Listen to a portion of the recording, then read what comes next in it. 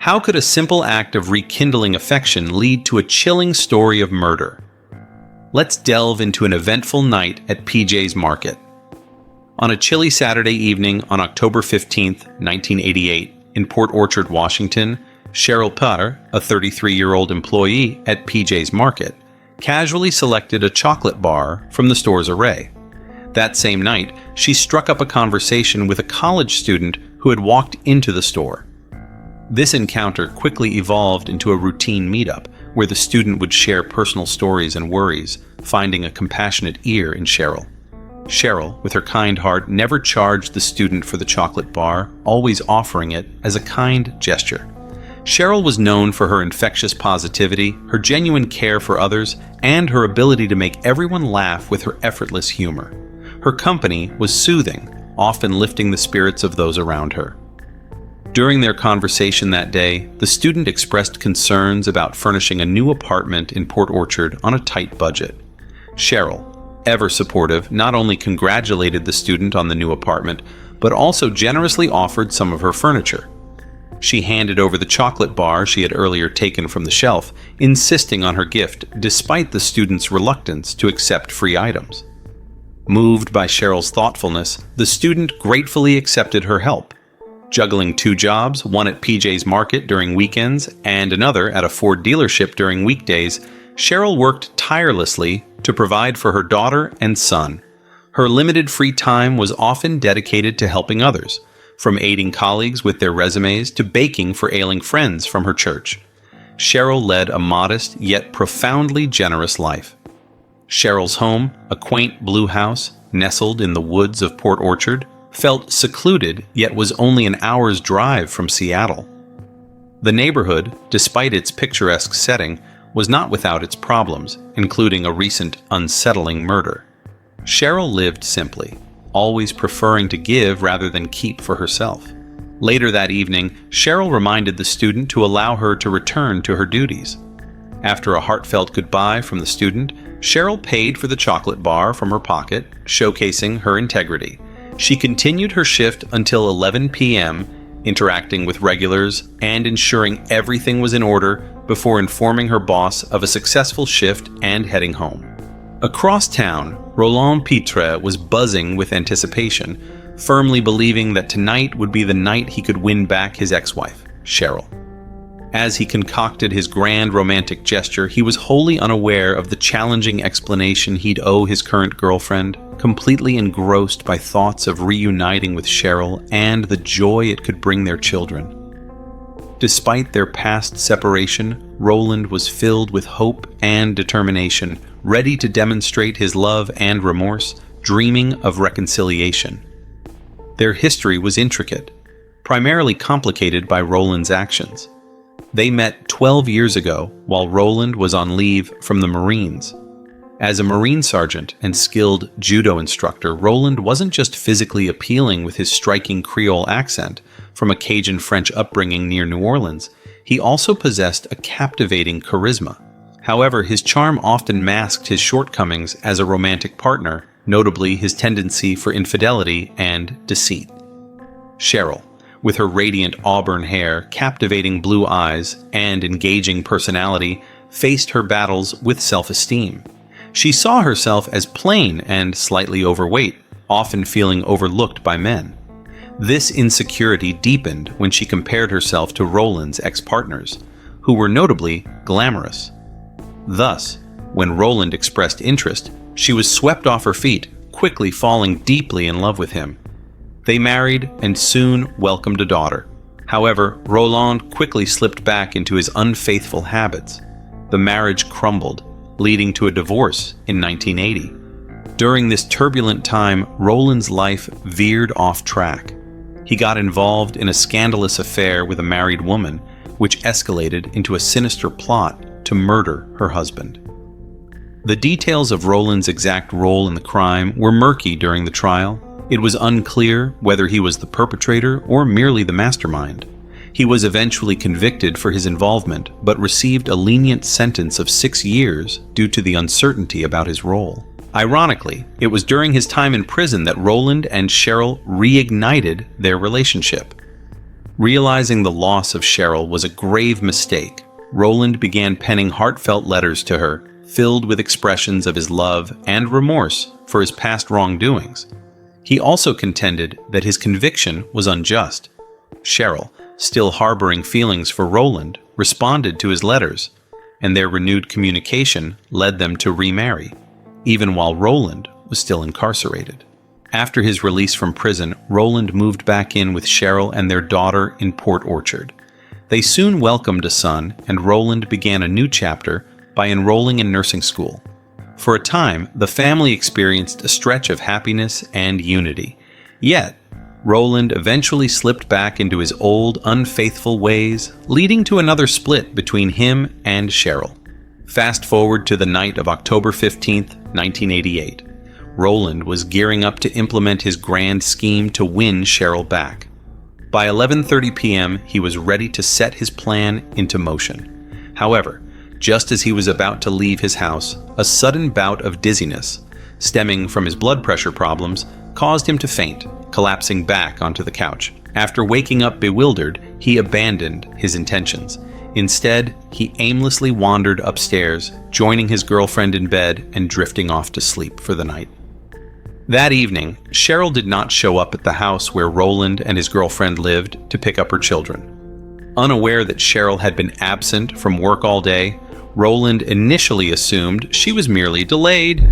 However, as 6:30 p.m. approached with no sign of Cheryl and no phone call, Roland's concern grew. He tried to contact her, but received no answer, leaving an optimistic message on her answering machine that belied his growing anxiety. By the next morning, Roland realized he had missed his chance to enact his plan, feeling foolish for letting the opportunity slip through his fingers. As the hours ticked by without a return call from Cheryl, Roland's worry evolved from regret over his missed opportunity to serious concern for her well-being. Late that night, he decided to call the police to report her missing. A deputy came to take the report, and Roland handed over a spare key to Cheryl's house. The deputy entered Cheryl's quiet and tidy home, but found no signs of any disturbance. On checking the answering machine, he discovered several unplayed messages: a goodnight call from Cheryl's daughter, inquiries from PJ's Market customers and Cheryl's boss about her absence, and Roland's message concerning the children. The last message on the machine, however, triggered the alarm. It was from an unidentified individual who had discovered Cheryl's purse floating in Lake Union, near Seattle, roughly an hour from Port Orchard. The caller wasn't sure if the purse had been stolen, or if Cheryl had been at the lake and accidentally left it there. They left a contact number for Cheryl to retrieve her purse. This unsettling find suggested that something was seriously wrong. It was baffling why Cheryl would be anywhere near Lake Union, as she seldom traveled due to her tight schedule and limited finances. Located an hour away, such a journey was out of character for Cheryl, whose life centered around her children, her job, and her church activities in Port Orchard. The mystery of how her purse ended up floating in Lake Union was deeply perplexing. To solve this mystery, detectives from Port Orchard joined forces with the Seattle police to comb the area around Lake Union, searching for any sign of Cheryl or her car. They hypothesized that she might have made a rare visit to the lake, possibly losing her purse to the waters while staying nearby. Lake Union, a hub of constant activity surrounded by numerous businesses, residences, and houseboats, was a challenging place to search due to the sheer number of vehicles present, including Cheryl's unremarkable silver sedan. 3 days after Cheryl failed to show up for her shift at PJ's Market, on the evening of October 19th, her car was finally discovered near Lake Union. At first glance, it seemed Cheryl might have simply parked there, as there was no sign of a struggle inside or around the car. However, a horrifying turn of events unfolded when authorities used a screwdriver to open the trunk. Inside was Cheryl's body, brutally beaten to death.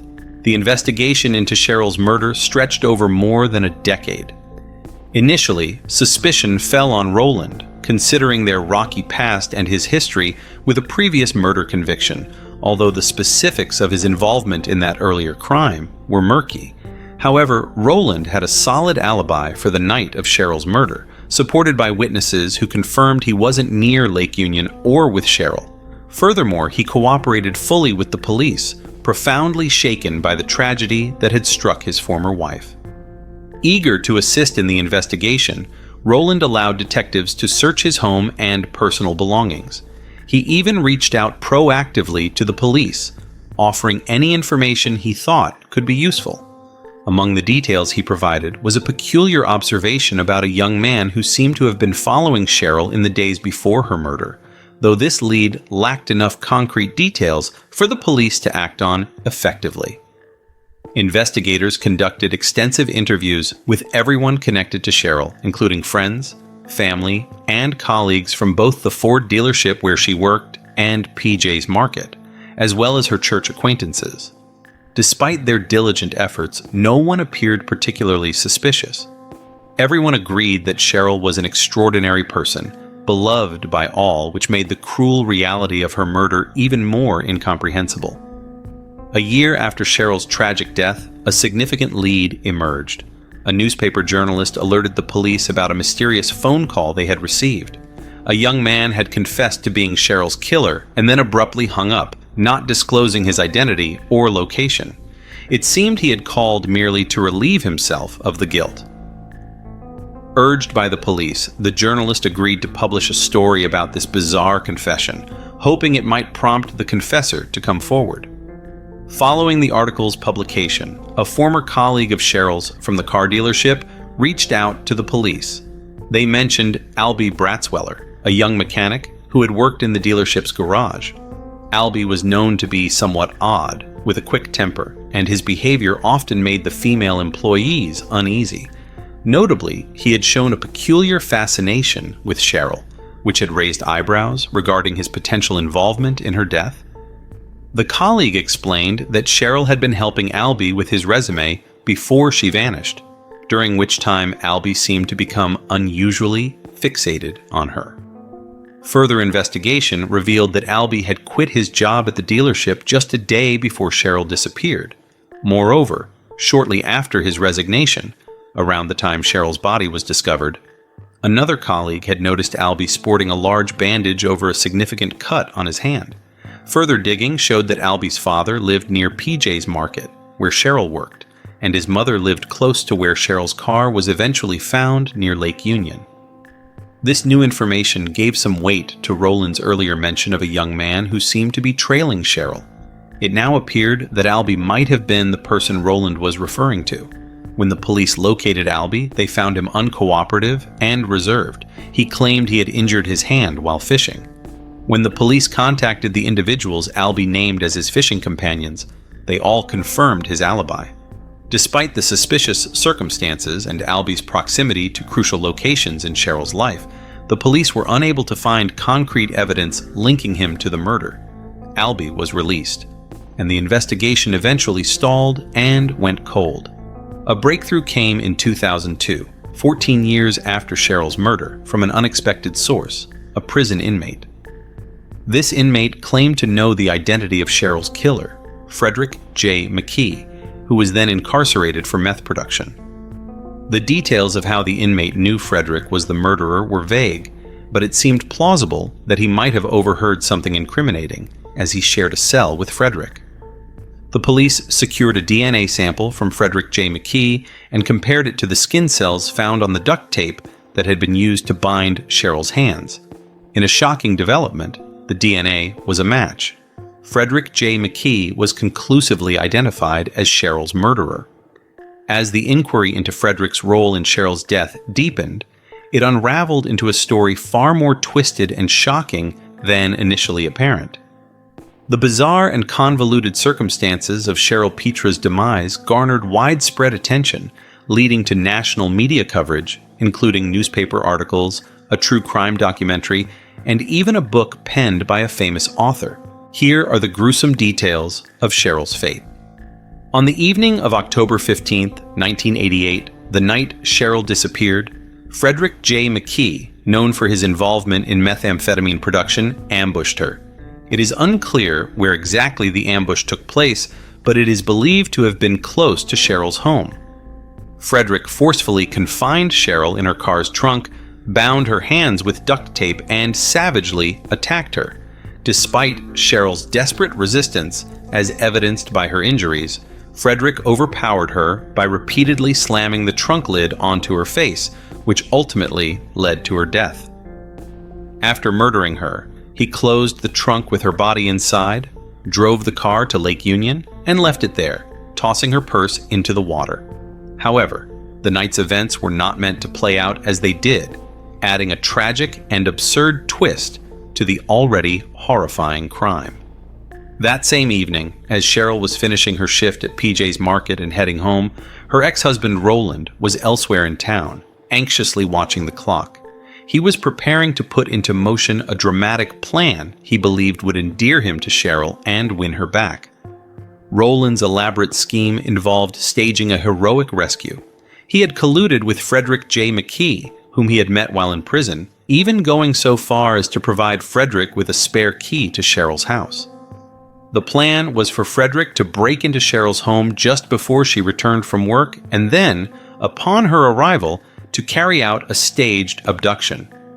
Roland and Frederick had jointly purchased the rope and duct tape intended to bind Cheryl as part of a staged abduction. Roland planned to play the hero, imagining himself dramatically bursting through the front door, confronting Frederick, and using his judo skills to subdue him, thus rescuing Cheryl.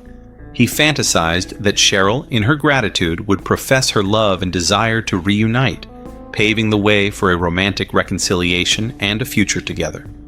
However, on the night of October 15th, around 11:30 p.m., as Roland geared up to implement his plan, his excitement triggered a sudden drop in blood pressure, causing him to faint and disrupting his plan to intervene.